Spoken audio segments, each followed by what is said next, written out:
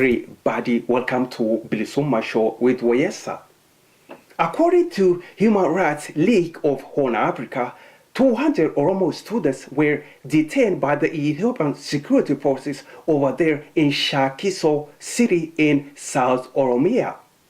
This happened after Oromo students and Amahar students clashed over there at the Shakkiso High School. Who do you think is behind all this? If you ask me, in my opinion, all this is the work of a TPLF. I think TPLF is behind the Oromo students and the Amahar students clashed over there at the Shakkiso High School.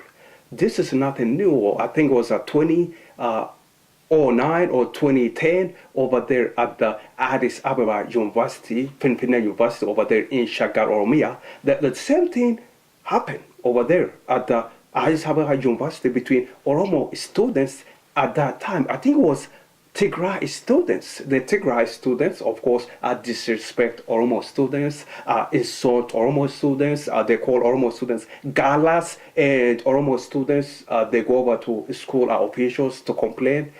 And guess what? Of course, the same thing, the police, federal police, whatever, they showed up. Guess what? At the end of the day, Oromo students were beat up, arrested, and taken to prison.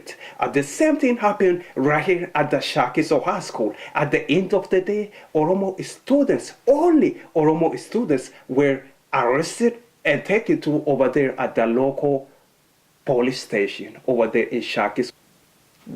That tells me that TPLF is behind it. TPLF is all over it. Anyways, if you are interested in reading their report by the Human Rights of Horn Africa, follow the link below here. I would like to say thank you very much for watching BilisummaaShow. You take care.